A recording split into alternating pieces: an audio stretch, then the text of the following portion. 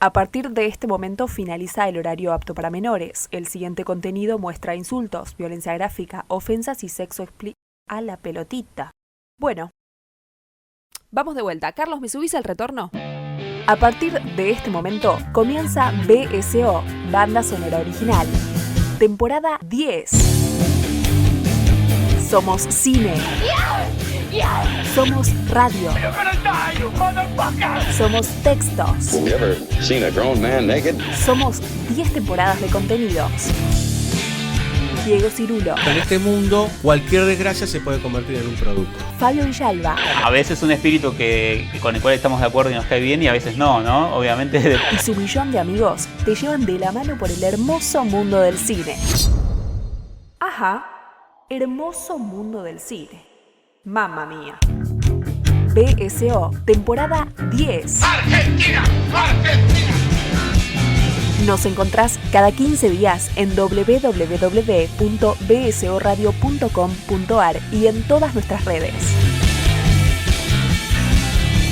BSO, si aguantaste 9, ¿cómo te vas a perder la 10? I'm a human being, god damn it!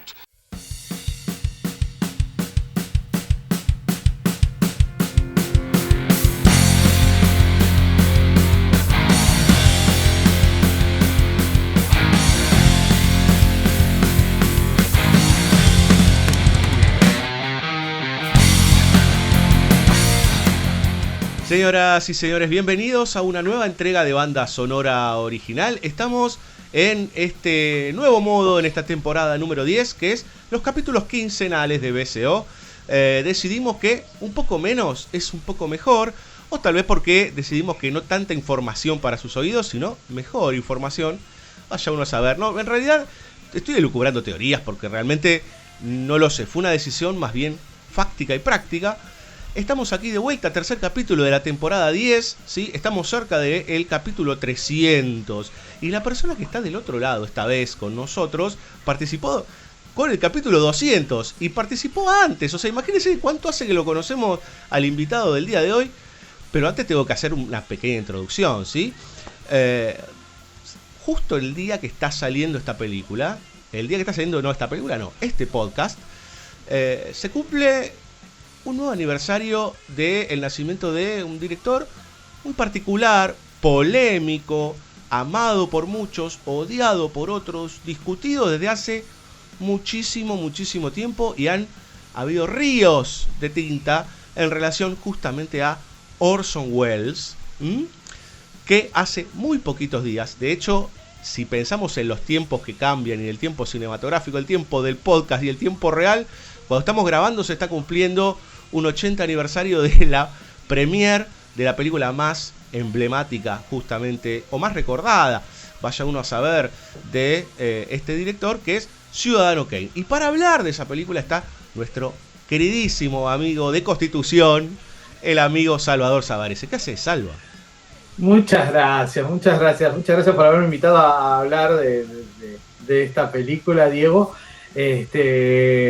Realmente es buenísimo volver a recordar a esta vieja dama, así como recordamos a otra vieja dama hace algunos meses, que fue el ocaso de una vida. Sí, señor. Claro. Y siempre es muy lindo estas prácticas de volver un poco el tiempo, de volver un poco a ver pues, películas anteriores, de volver a ver películas que hace tiempo, porque dejas de dar algo por dado, dejar took for granted, dicen los yankees, ¿viste? Exacto. Dejar algo por hecho. Te volvés a poner en crisis, volvés a poner en cuestión, te volvés a cuestionar todas las cosas que uno tenía, que pensaba sobre esa película, o que pensaba que era esa película. Quedaba por hecha, ¿no? Digamos. De hecho, casi que el eje de discusión, vamos a ir por distintas ramas, pero el eje de discusión y la pregunta que nos va, digamos, se nos va a meter físicamente durante todo esta charla en este podcast, estará en la pregunta, ¿sí? Casi que como contrafáctica o contrahistórica, que ¿es el Ciudadano Kane realmente una obra maestra, como se la ha mencionado en tantas oportunidades? ¿Qué características tiene para eso? ¿Lo es? ¿No lo es? ¿Por qué? ¿Cuánto Wells hay en esa película? ¿Cuánto no? ¿Sí? ¿Cuánto hay más de los textos que de la propia película, digamos, ¿no? Recordado es el libro de Bazin, Pauline Kael por otro lado. Tendremos hoy también citado a Homero Alsina Tevenet, digamos, ¿no? O sea, tendremos un montón de voces que se pelearon durante muchos años, ¿sí? Cumple 80 años Citizen Kane, para ver qué es y por qué generó el impacto que generó, Salva. Bueno, realmente lo primero que podríamos decir es que la importancia que tiene para nosotros Ciudadano Kane es muy parecida a la que tuvo Charles Foster Kane, según la película, en los primeros 30 años del siglo XX para los norteamericanos. Claro, porque, a ver, Abuelo de pájaro, digamos, ¿no? Lo que retrata la película tan revoltosa de Orson Welles es justamente vida, obra y muerte de un magnate de los medios como fue Charles Foster Kane, que en definitiva se dice que está basado en los grandes ricos, puntualmente en Randall Hearst, digamos, ¿no? Pero por ahí andan dando vueltas un par. Exactamente, sí, hay como una mezcla de varios que, dicho sea de paso, Orson Welles mismo decía que varios de ellos los conoció porque eran amigos de su padre. Claro. Hay ahí un vínculo con esos ricos de fines del siglo XIX y principios del siglo XX que de alguna manera inspiraron, digamos, a este Charles Foster Kane, que es interesante porque, digo, la pregunta de base que nosotros nos hacemos es, che, ¿por qué tanto revuelo con esta película? Porque en realidad tuvo un montón de películas Welles y de base, digamos, podríamos, pensando un poco, quién era Welles, digamos, ¿no? Porque me parece que hay mucho de esa propia película, ¿no? De Citizen Kane, que leyendo un poco sobre su historia y hasta pensando un poco en el antes de Citizen Kane, hay mucho de él en esa película. Exactamente, sí, no vamos a hacer un ejercicio freudiano de regresión no. al pobre Welles, pero está interesante, hay un texto, incluso una reseña de un libro que escribió sobre los primeros años de Welles. Es una reseña que Homero Alsina Tevenet hizo sobre un libro que se llama El Camino a Xanadu, que lo escribió ni más ni menos que Simon Callow. Uh-huh. Simon Callow es un gran actor inglés que es muy conocido por ser el tío díscolo de la película Cuatro bodas y un funeral, cuya muerte provoca el funeral del título de la película. Uh-huh. Los que hayan visto la película no se lo olvidarán nunca más, actuó en otras, No Man's Land y en otras películas. Bueno, la cuestión es de que él, fascinado con la personalidad de Welles, decidió investigar y notando que en muchas entrevistas él daba datos totalmente contradictorios y ya a 10 años de la muerte de él aproximadamente, decidió hacer una investigación y tratar de desbrozar qué era de verdad, qué era de ficción en lo de Welles. Y es un libro, por cómo lo relata, muy interesante para esos primeros años. George, él no se llamaba Orson era su segundo nombre. George Orson Welles nació en 1915 en pleno Estados Unidos, no en la costa, en pleno Estados Unidos. Estamos hablando de la zona de Wisconsin, en el C, donde comienza, no donde comienza el oeste, pero sí donde ya no estamos hablando un poco de la costa este, estamos ya más metidos en la ciudad de Kenosha. La ciudad de Kenosha actualmente tiene sus reverberancias porque ahí es donde lo mataron a Jacob Blake, uh-huh, al afroamericano, al negro Jacob Blake. Black Lives Matter, digamos, y ¿no? Provocó la revolución de Black Lives Matter. George Orson Welles venía de una familia de clase media, podríamos decir media alta, una familia adinerada. Su padre Richard Welles era inventor y aparte tenía una fortuna surgida de cierto abolengo que tenía su familia en el sur.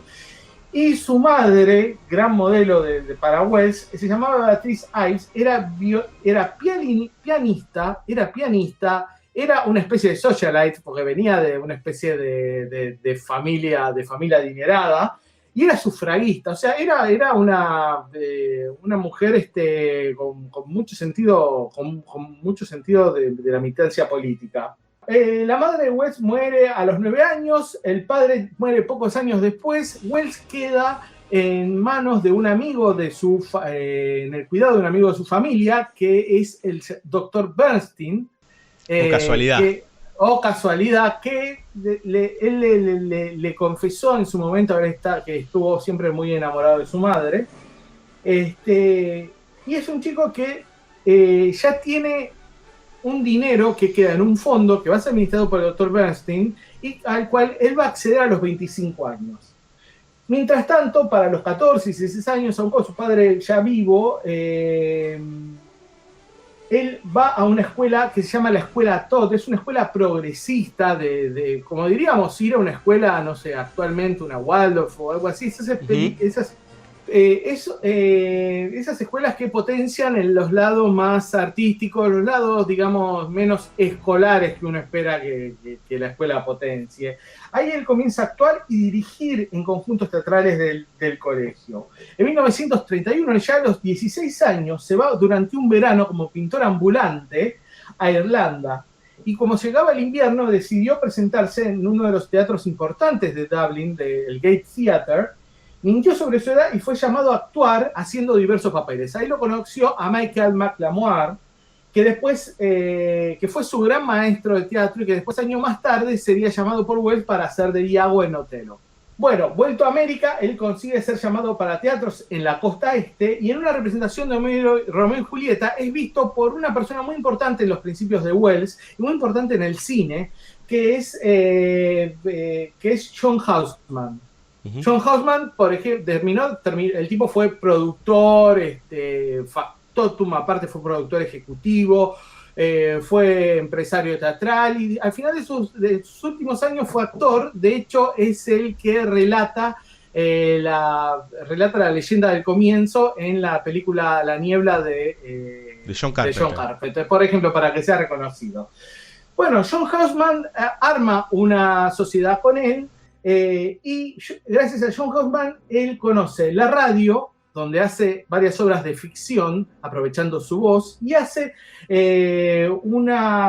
y aprovechando también unos fondos federales que había en ese momento, arman un grupo teatral, que era el Mercury Theatre. A partir del Mercury Theatre empieza a ampliarse la figura de Wells, tanto como autor, productor, director y actor, obviamente.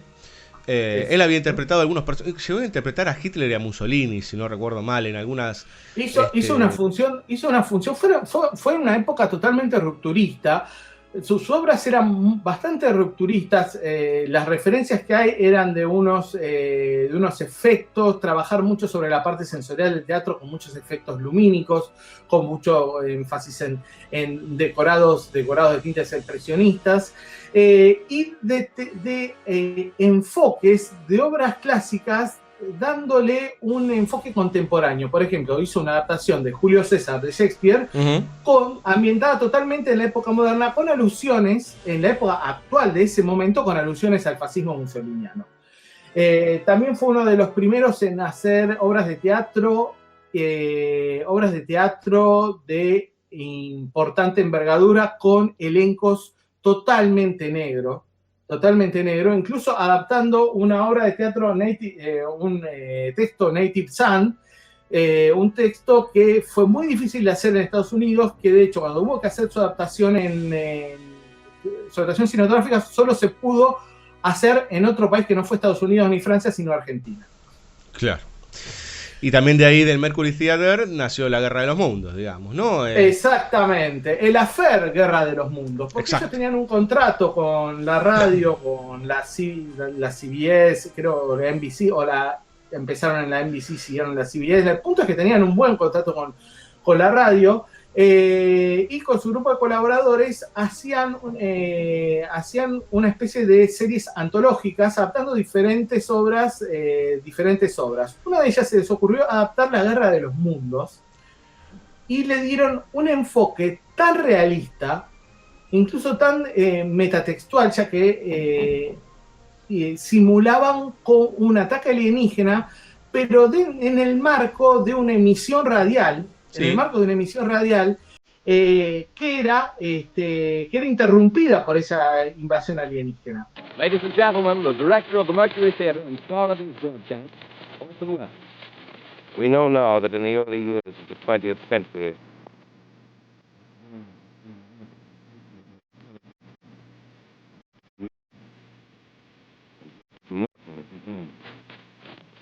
we know now that as human beings,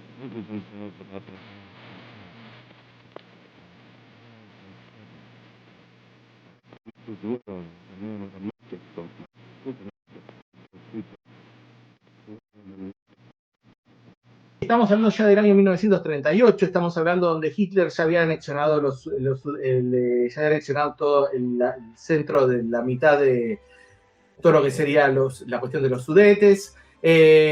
Había habido los pactos de no agresión que serían violados por Hitler. Había una situación de tensión que se sentía en el aire, y esa obra radiofónica fue como una especie de catalizador de muchos de los miedos del norteamericano que escuchaba eso, y que provocó una histeria masiva con gente abandonando por cientos las ciudades, yéndose a los campos.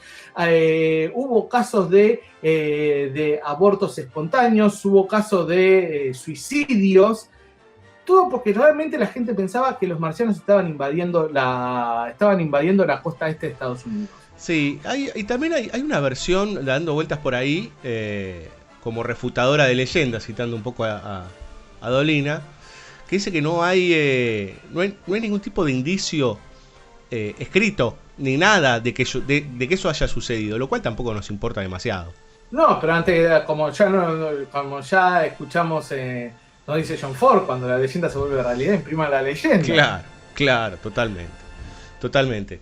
Lo cierto es que ese va a ser el trampolín, porque hasta ese momento muy poco del cine estaba vinculado con Orson Welles, y de repente nos desayunamos con que el tipo aparece con esta producción, Citizen Kane, que ya tiene una particularidad, digamos, ¿no?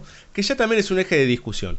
La idea de que él esté vinculado básicamente a la autoría y a la producción de todo, que tiene un sesgo un tanto mentiroso eso, porque si no hubiera sido por el equipo que lo rodeó, el mismo Welles lo dice, ¿no? Exactamente, y es un poco el énfasis de lo que encara de la lectura que hace Homero Alsina Benet de Welles en retrospectiva,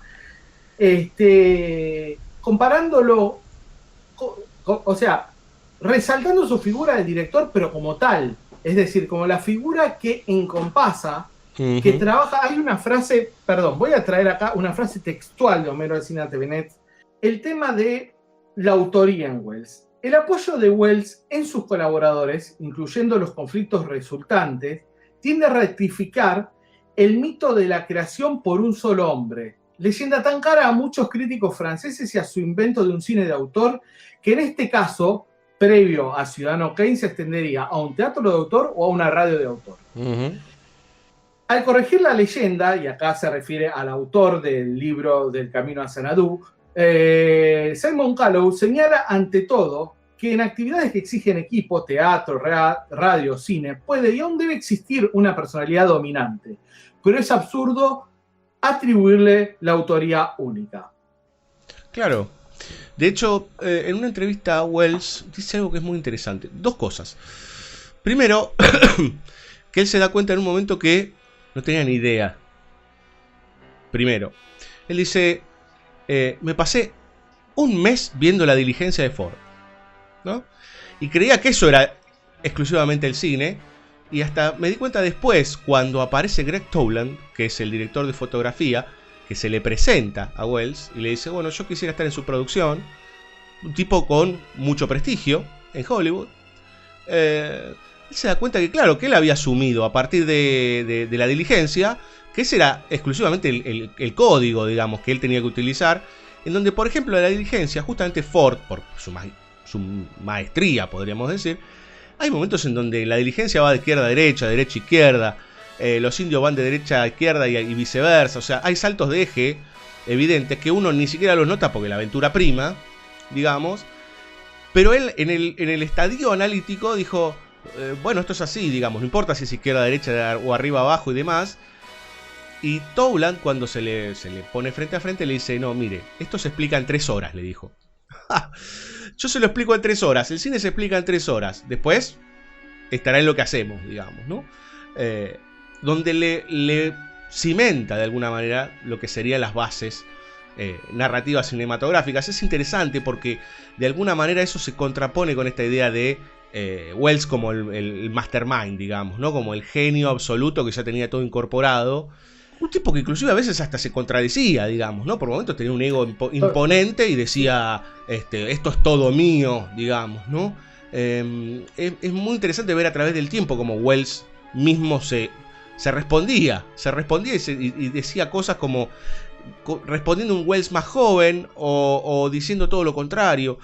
Pero por lo pronto es interesante y también tuvimos una charla previa con Salva a propósito de Mank, una película que busca desmitificar Ciudadano Kane desde el lado de Mankiewicz, que según Bazin es el coautor de Ciudadano Kane, según Pauline Kael es el autor completo. Es el autor.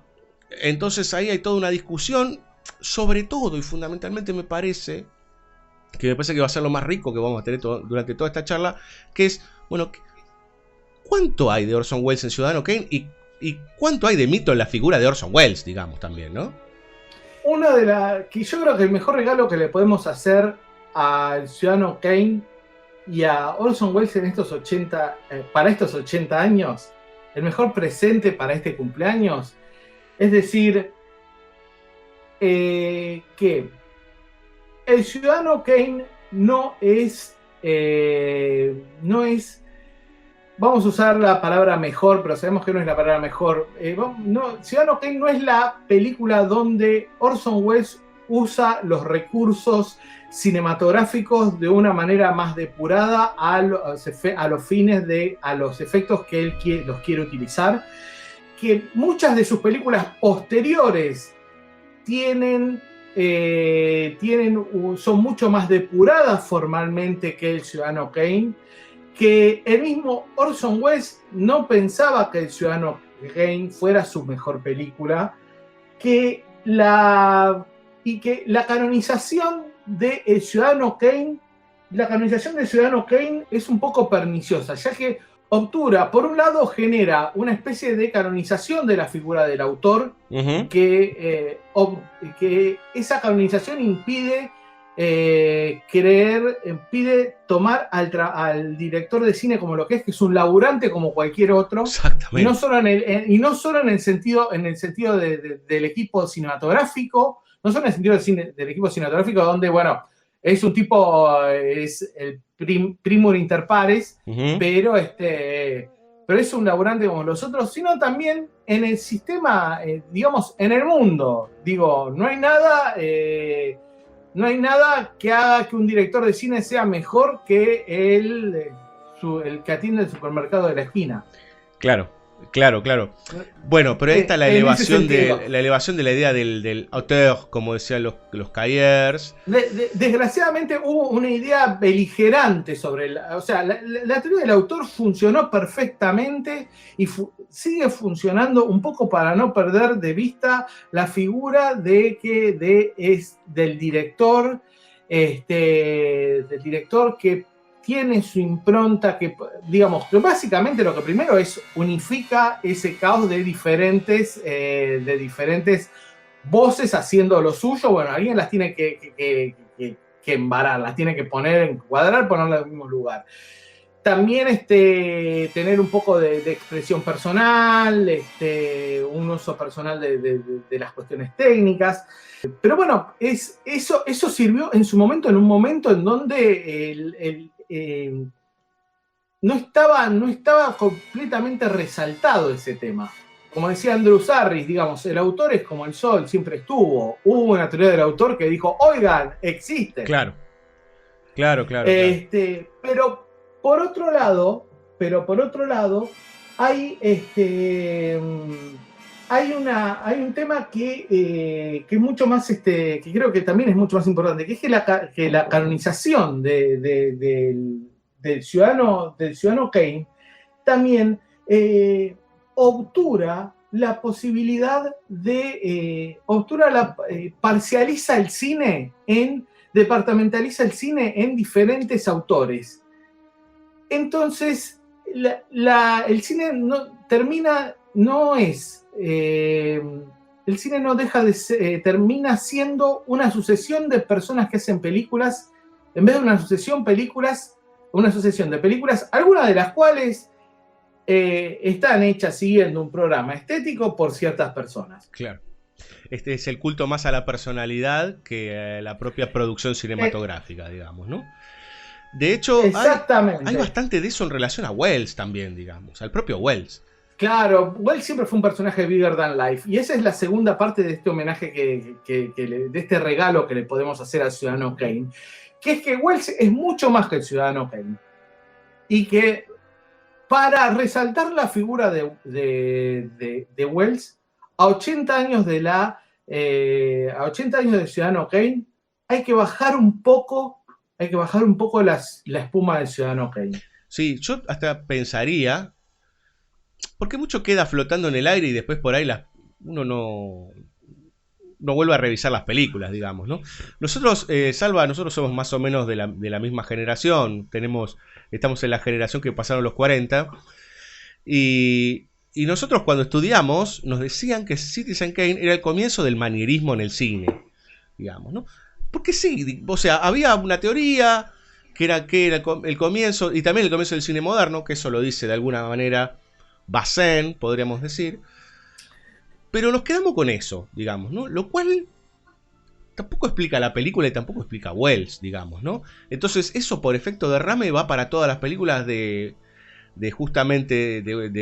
Orson Welles, y no es tan así. Uno cuando hace una revisión se da cuenta que encima tiene una filmografía ecléctica, complicada, pero pilas de películas sin terminar. Hay un montón de variantes que a veces inclusive ponen por encima a Welles personaje que a las propias películas. Es que justamente Ciudadano Kane llega en un momento, no sé si bisagra, no sé si es en un momento bisagra o la bisagra es Ciudadano Kane. Hacia 1939-40 el cine americano había llegado a la cima del refinamiento de su sistema estético. Tanto su gramática, su contenido, su estética, habían encontrado un óptimo, habían encontrado una cima, es decir, habían encontrado una manera de poder absorber todo tema, toda poética, toda innovación técnica en un sistema narrativo estético. Sí, aquí hemos hablado de esos años, los años maravillosos 39, 41, 42, digamos, ¿no? Exacto. Y no solo, o sea, la película que condensa todo eso, más allá de su calidad, porque a mí me parece, en lo personal, un ladrillo, es Lo que el viento se llevó. Porque claro, bueno, incluye el color como una muestra de cómo pueden absorber los sistemas técnicos. Pero en el año 1939 estuvo Solo los ángeles tienen alas, La diligencia, The Roaring Twenties de Raoul Walsh, La venganza de Jesse James de Fritz Lang, Rebeca, en el 40 Rebeca de Hitchcock. Entonces es como llegó a un cima, incluso a una cima de los mismos directores, es decir, son las culminaciones de cómo se fueron apropiando de todos estos elementos. En ese contexto, ¿quién baja del tren en Hollywood? Baja un pibe de 25 años, con fama ya de enfant terrible, con un contrato de la RKO, de la menor de las majors, de los estudios majors, un contrato que todos estos directores que hicieron todas estas películas que nombré matarían por tener ese contrato, que le daba que era un contrato por 5 películas que le daban el corte final. Nunca nadie había tenido el corte, el director había podido tener, sin haber sido productor, había podido tener el corte final. Por algo Griffith tuvo que hacer la United Artists.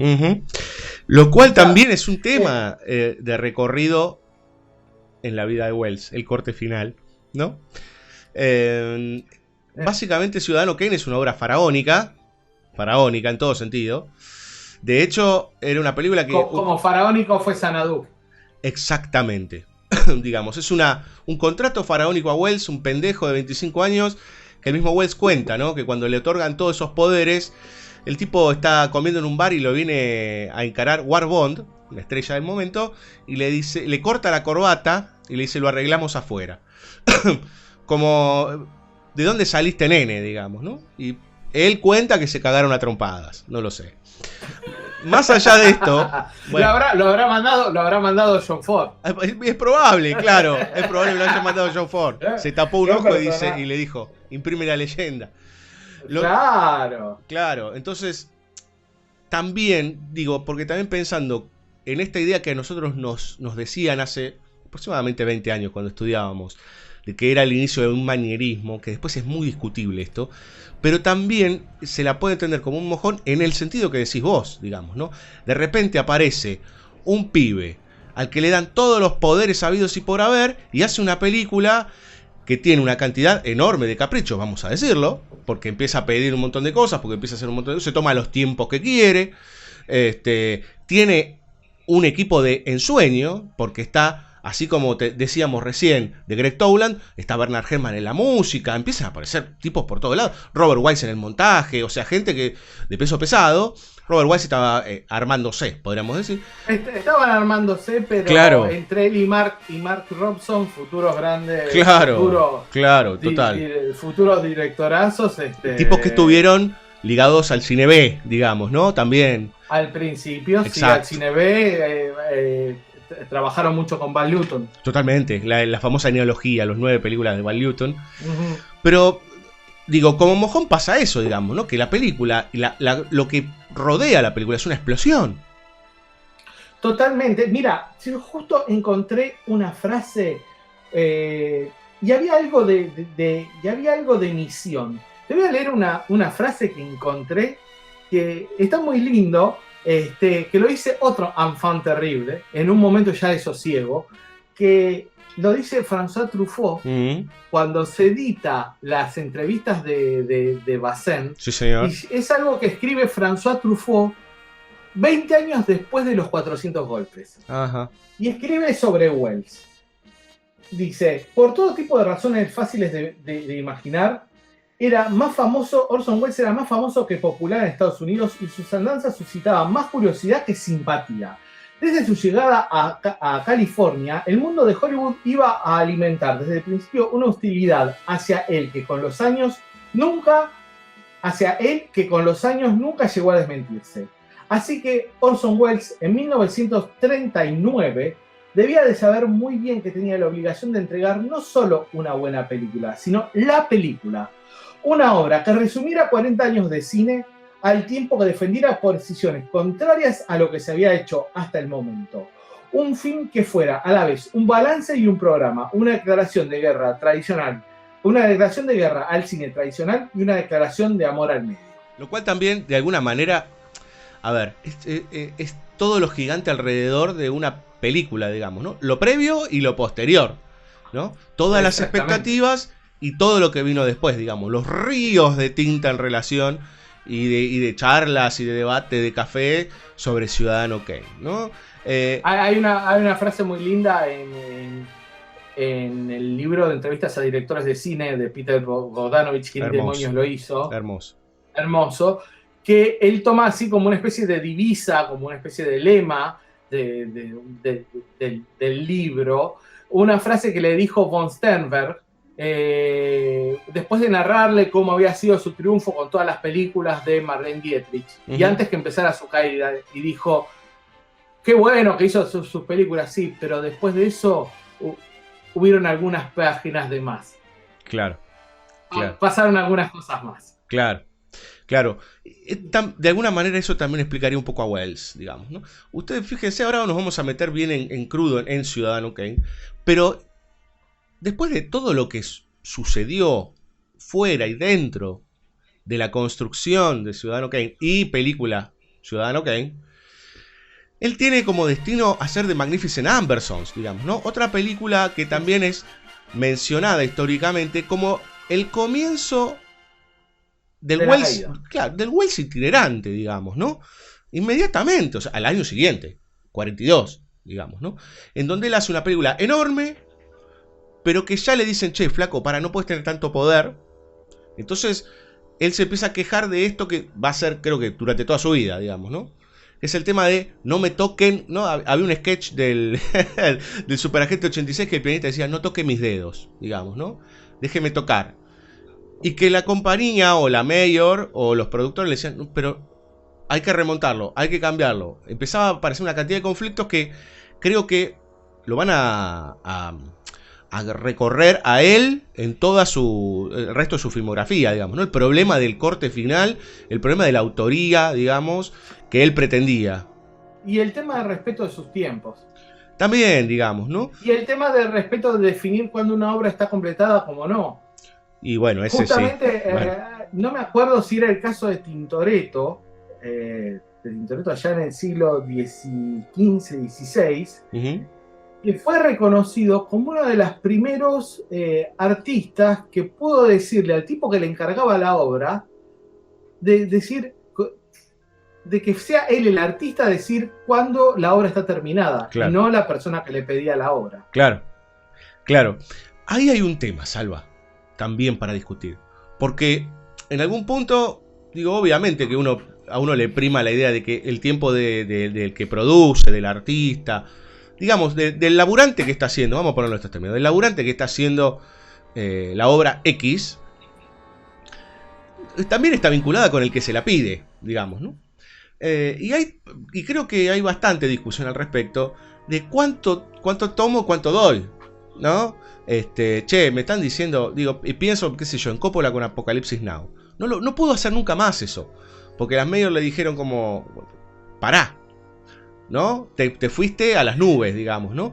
Entonces, ¿cuánto das y cuánto tomás? Es que la inversión, ¿sabes cuál es el tema?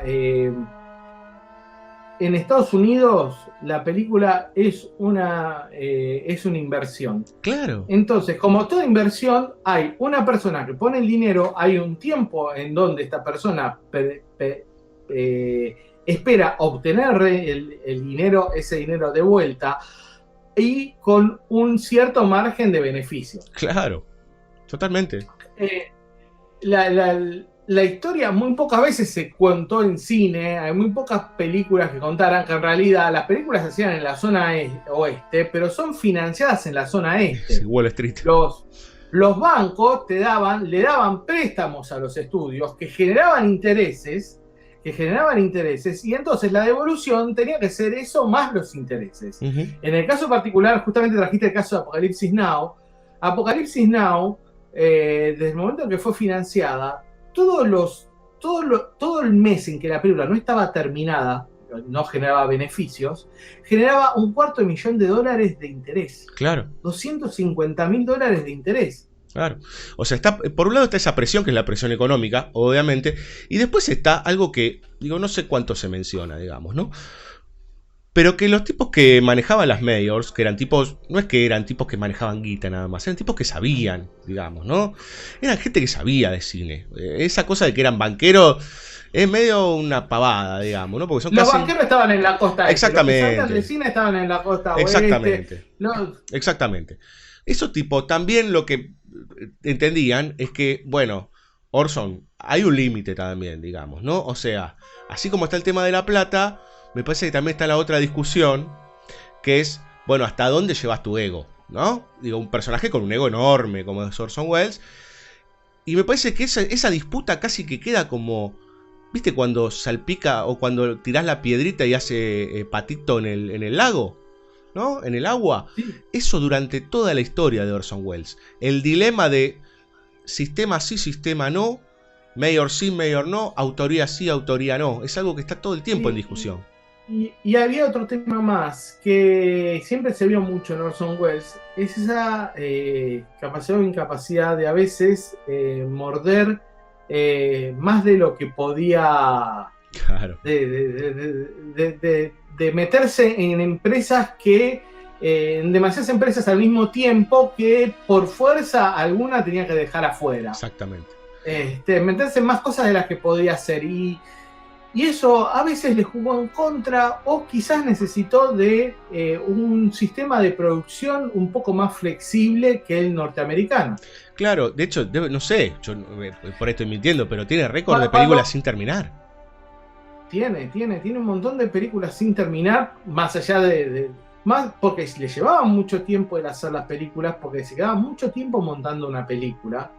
Se lleva mucho tiempo. Él hizo incluso películas que eran incluso para probarles a los productores que él podía hacer la película en los tiempos, que quería. Ahí está The Stranger, está por ejemplo decidió hacer Macbeth y la hizo en 20 días. La película no se nota nada, y es espectacular.